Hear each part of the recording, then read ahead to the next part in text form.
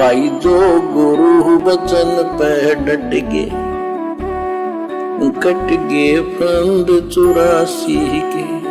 और इनकी शरण में आने के बाद जो अविश्वसनीय सुख आप जी प्राप्त करेंगे, आप जी लाख जन्म ब्रह्मा विष्णु महेश की गोद में बैठ के प्राप्त नहीं कर सकते। ये वो परम शक्ति है जो आज धरती पे प्रकट है। अब आप कहेंगे भाई संत गुरु रामपाल जी तो हमारे जैसे दिखने वाले इंसान हैं, इनके जैसे तो हम हैं।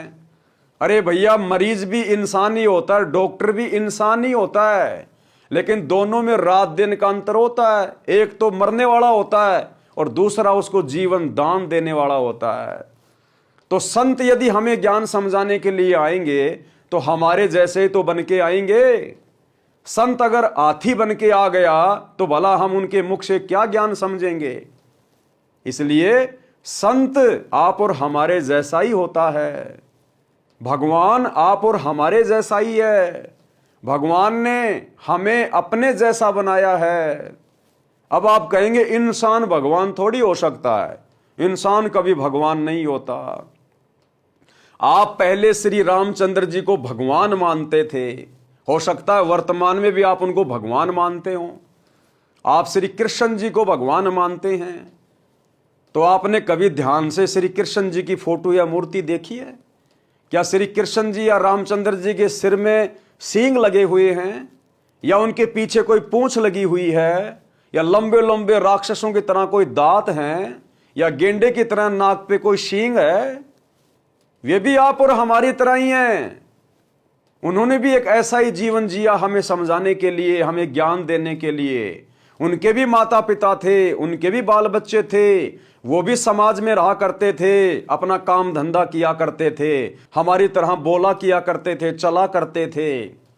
जब वे भगवान हो सकते हैं, यदि आप उनको भगवान मान सकते हैं, तो सतगुरु रामपाल जी को भगवान मानने में भला क्या दिक्कत है।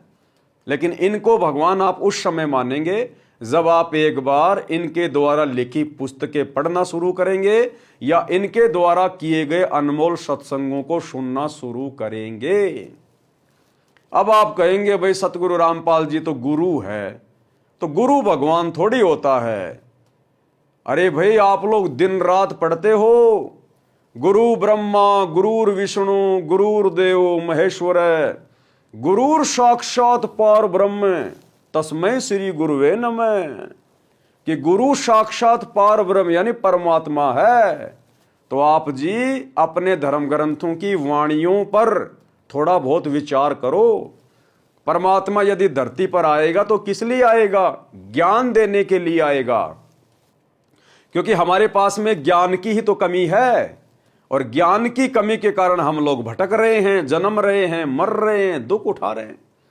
तो परमात्मा धरती पर आएगा तो ज्ञान देने के लिए आएगा, आप और हमें ज्ञान देने के लिए आएगा, तो हमारे जैसा इंसान बन के आएगा। और भाई जो ज्ञान देगा फिर वो क्या कहलाएगा? गुरु। और फिर आप ही लोग कह रहे हैं कि गुरुर ब्रह्मा गुरुर विष्णु गुरुर्देव महेश्वर गुरुर साक्षात पार ब्रह्म तस्मै श्री गुरुवे नमः। ये वाणी कोई सतगुरु रामपाल जी ने नहीं बनाई, आप ही के शंकराचार्यों ने बनाई है। तो आपने आखिरकार विश्वास करना पड़ेगा कि परमात्मा जब धरती पर आता है तो मानव शरीर धारण करके आता है, और वो गुरु बनकर, संत बनकर फिर आगे शिष्य बनाकर ज्ञान देता है। पाठक जनों से निवेदन है कि इस पवित्र पुस्तक के पढ़ने से आपकी 101 पीढ़ी लोक तथा परलोक में सुखी रहेगी। भाई जब सत भक्ति करेंगे, परमात्मा हमारे घर में आके बैठ जाएगा, ये देवी देवता हमारे घर की सिक्योरिटी में लग जाएंगे, जिनकी आज हम बहुत बड़ा मान के भक्ति कर रहे थे।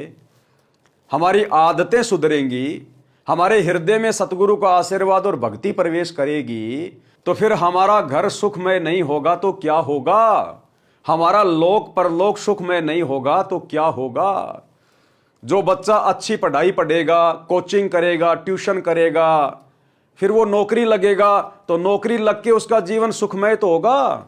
और जो बच्चा स्कूल में जाता है लेकिन होमवर्क नहीं करता, डिसिप्लिन में नहीं रहता, यार दोस्तों के साथ में स्कूल से बंक मार जाता है, फिल्में देखता है, अपने समय को बर्बाद करता है, तो अंत में फिर वो बच्चा मजदूरी करता है और उसके बच्चे ना अच्छे कपड़े पहनते हैं, ना अच्छा खाना खाते हैं, ना अच्छी शिक्षा प्राप्त कर पाते हैं। तो इसी प्रकार सतगुरु यानी गुरु हमारे टीचर होते हैं, भक्ति मार्ग यानी सत्संग हमारा स्कूल है। और जब हम इस स्कूल में आ जाएंगे, सतगुरु से ज्ञान ग्रहण करेंगे और डिसिप्लिन यानी मर्यादा में रह के भक्ति करेंगे, तो परमात्मा हमारा ये जीवन भी और इस शरीर के छूटने के बाद हमारा आगे वाला जीवन भी परमात्मा सुखमय कर देगा। पाठक जनों से निवेदन है कि इस पुस्तक के पढ़ने से आपकी 101 पीढ़ी लोक तथा परलोक में सुखी रहेगी।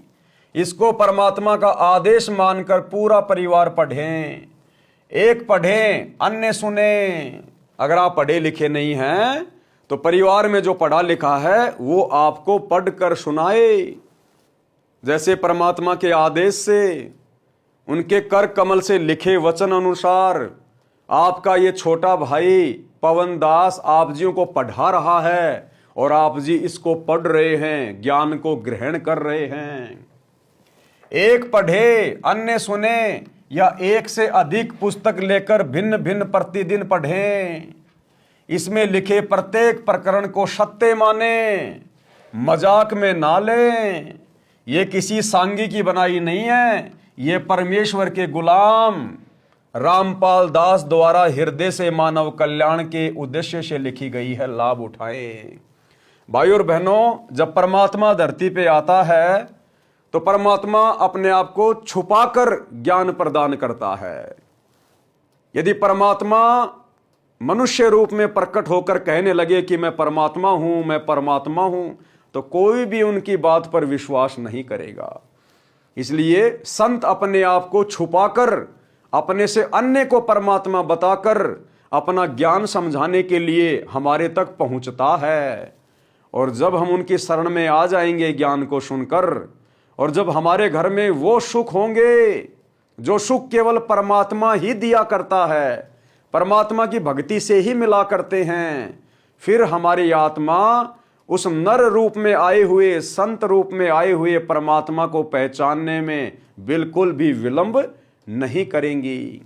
तो फिलहाल हो सकता है आपको सतगुरु रामपाल जी एक आम व्यक्ति की तरह लग रहे हों, दिखाई दे रहे हों, लेकिन जब आप इनके ज्ञान को सुनना शुरू करेंगे, जब आप इनकी शरण में आएंगे, उसके बाद ये आपको अपने जैसे मनुष्य नहीं लगेंगे। इनमें आपको भगवान नजर आएगा, परमात्मा नजर आएगा। सत साहेब लेखक कौन है? सतगुरु रामपाल जी भगवान। पुत्र शिष्य स्वामी रामदेवानंद जी, सतलोक आश्रम बरवाला। जो गुरु बचन पे डट गे, कट गे फंद 84 के, कट गे फंद 84 के, कट गे फंद 84 के।